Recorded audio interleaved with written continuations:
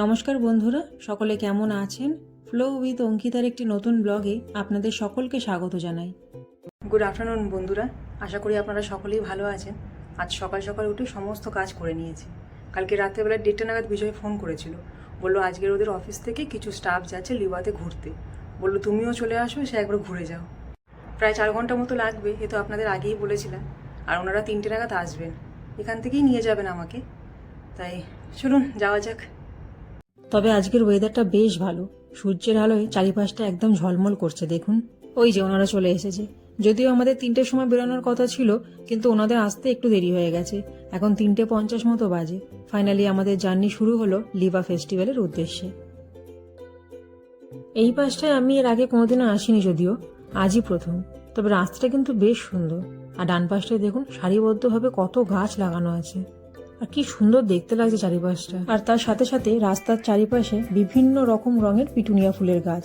এ তো আপনাদের আগেই বলেছিলাম যে এখানে এই শীতকালে প্রচুর পিটুনিয়া ও গাঁদা ফুলের গাছ লাগানো হয়।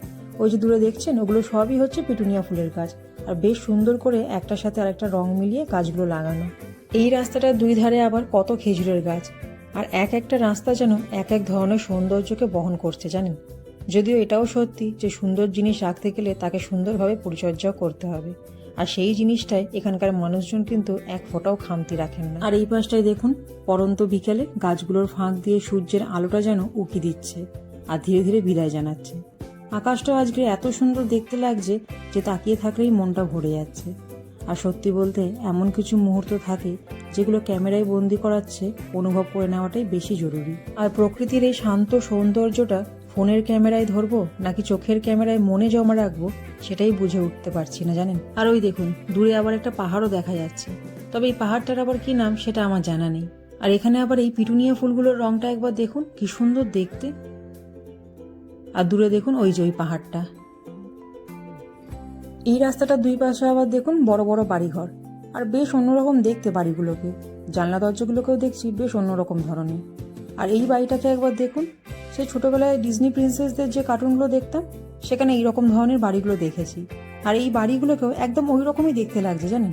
আর সমস্ত বাড়িগুলো এইরকম উঁচু পাঁচিল দিয়ে ঘেরা, বাইরে থেকে কিচ্ছু দেখতে পাবেন না। চলে এসেছি আবার মেন রোডে। আর ওই যে দেখুন দূরে আবার ওই পাহাড়টাই দেখা যাচ্ছে। এখানে আবার আর একটা পাহাড়।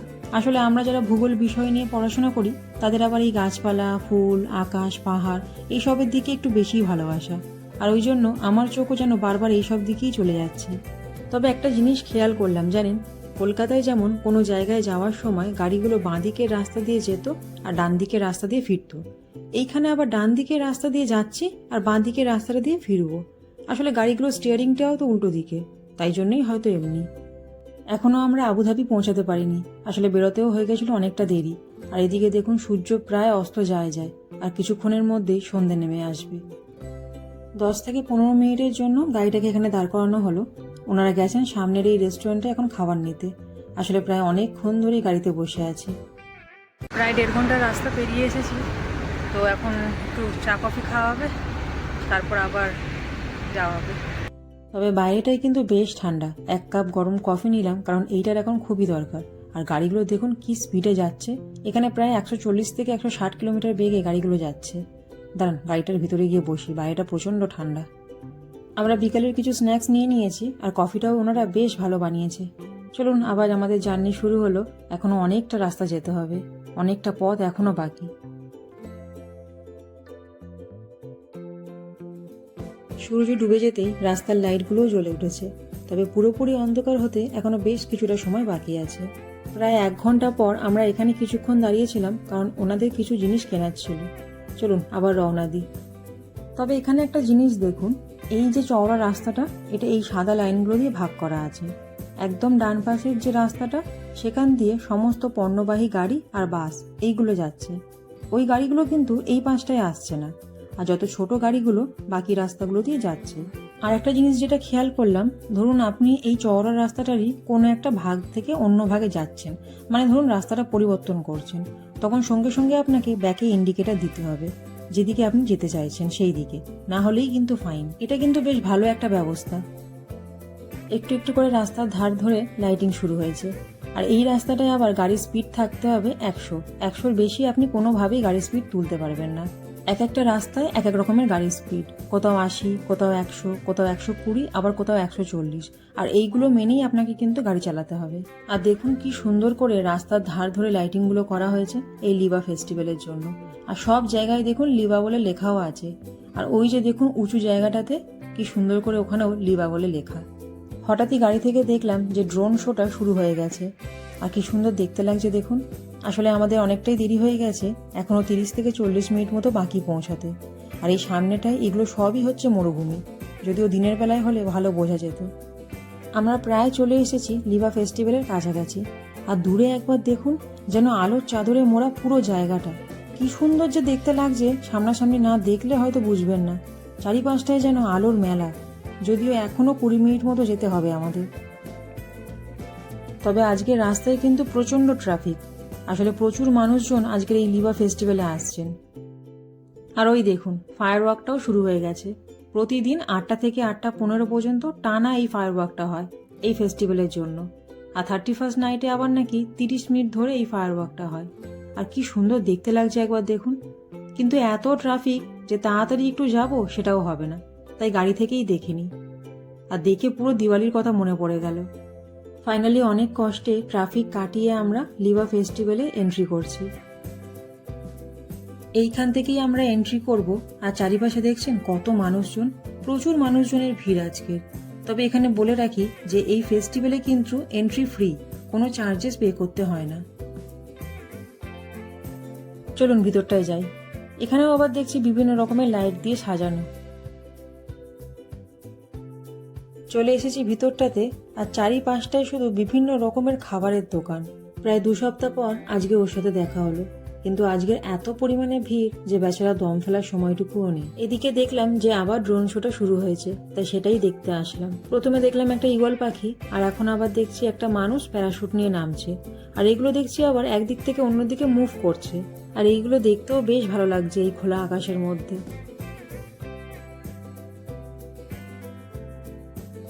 এখানে আবার দেখছি বালির মধ্যেই আলো আর সাউন্ডের বিভিন্ন রকম এফেক্ট দিয়ে 3D শো দেখানো হচ্ছে। এটাও বেশ ভালো লাগলো। 3D শো দেখানোর এই কনসেপ্টটাও বেশ সুন্দর। কোনো রকম স্ক্রিন ব্যবহার না করে এনারা মরুভূমিটাকেই স্ক্রিন বানিয়ে নিয়েছেন। বিজয় একটু ফ্রি হতেই এই দিকটায় নিয়ে আসলো এখানকার মেন অ্যাক্টিভিটি যেটা, সেটা দেখানোর জন্য। এই কার রেসিং বা ডেজার্ট সাফারি, এটাই হচ্ছে এখানকার মেন আকর্ষণ। ওই যে দেখুন দূরে ওই গাড়িগুলো, সারাটা দিন শুধু এই বালির মধ্যে গাড়িগুলো উঠছে আর নামছে। এটাই নাকি এখানকার মানুষদের আনন্দ, ভাবুন একবার। আর কি পরিমাণ আওয়াজ সমস্ত গাড়ি। এমন এমন কিছু গাড়ি দেখছি যেগুলো সত্যি আগে কোনোদিনও দেখিনি। ভিতরটাও একবার ওর সাথে ঘুরে নিচ্ছি। আর চারিপাশে দেখুন শুধু খাবারের দোকান, যেন মনে হচ্ছে খাবারের মেলা বসেছে। আর কি না নেই, Arabic food, Turkish food, continental, সমস্ত রকমের খাবার দাবার এখানে আছে। যদিও আমরা যে কজন এসেছিলাম আমরাও ডিনারটা করে নিয়েছি, কারণ আমাদের এবার ফিরতে হবে। আর এতটা রাস্তা এখন আবার যেতে হবে। আর একবার আমরা এখানটায় আসলাম কাছ থেকে কার রেসিংটা দেখবো বলে, যদি কিছু দেখা যায়। কিন্তু এখন 2:30 মতো বাজে, আর নিচে দেখুন অলরেডি পুলিশের গাড়ি এসে দাঁড়িয়ে আছে। তাই এখন কিছুক্ষণ এই কার রেসিংটা বন্ধ থাকবে। এখন কোনো গাড়ি নিচ থেকে উপরে যেতে পারবে না, সব উপর থেকে নিচে নামবে। আবার প্রায় 30 মিনিট পর এটা শুরু হবে। কিন্তু আমাদের হাতে আর সময় ছিল না, আমাদেরকে বেরোতে হবে বলে আমরা আর বেশিক্ষণ ওয়েট করলাম না। দেখলাম বিজয় আবার ব্যস্ত হয়ে গেছে, কারণ এখনো প্রচুর মানুষের ভিড়। তাই ওকে গুড নাইট বলে চলে আসলাম। ওর এখনো বাড়ি ফিরতে প্রায় 1 সপ্তাহ বাকি। চলুন এবার বেরোতে হবে, আর দেরি করা যাবে না। এমনিতেই অনেকটাই রাত হয়ে গেছে। যদি ঈশ্বর দিন দেয় আবার নয় পরের বছর এসে ঘুরে যাব। যদিও জার্নিটা অনেকটাই, তবে বেশ ভালো লাগলো। বিজয়ের সাথেও দেখা হয়ে গেল, আর একটা নতুন অভিজ্ঞতাও মনের খাতায় স্মৃতি হয়ে বন্দী হলো। তবে আরেকটাও নতুন জিনিস আমি এখানে দেখলাম, কিন্তু সেটা আর ক্যামেরায় বন্দি করিনি। এখানকার মানুষজনের একে অপরের সাথে দেখা করার পদ্ধতিটা বেশ অভিনব ধরনের। আমরা যেমন কারোর সাথে দেখা হলে হ্যান্ডশেক করি, এনারা দেখলাম হ্যান্ডশেকের সাথে একে অপরের নাকের সাথে নাক ঠেকালেন। এটা আমি আগে ইন্টারনেটে পড়েছিলাম, আর আজ সামনাসামনি দেখেও নিলাম। আর সত্যি বলতে এইরকম ছোটখাটো অভিজ্ঞতা প্রত্যেক দিনই হচ্ছে। একটা নতুন জায়গায় আসলে দেখবেন সেখানকার মানুষজনের আচার আচরণ, সংস্কৃতি, রীতিনীতি, নিয়ম শৃঙ্খলা সবই হয় নিজের কাছেও নতুন। তবে এই সমস্ত জিনিস কিন্তু জানতেও ভালো লাগে, অনেক কিছু শেখাও যায়। চলুন তাহলে এইবার রুমের দিকে রওনা দিই। পৌঁছাতে সেই সকাল হয়ে যাবে। চোখ দুটোও যেন আর খুলে রাখা যাচ্ছে না, বন্ধ হয়ে আসলো বলে। আজকের ভিডিওটাও তাহলে এখানেই শেষ করছি। ভিডিওটা আপনাদের কেমন লাগলো অবশ্যই আমাকে কমেন্টে জানাবেন, আর যদি ভালো লাগে একটা লাইক করে দেবেন। দেখা হবে খুব তাড়াতাড়ি আপনাদের সাথে পরবর্তী একটা ব্লগে। সকলে ভালো থাকবেন, সুস্থ থাকবেন। পরম পিতা ঈশ্বর আপনাদের সকলকে ভালো রাখুন।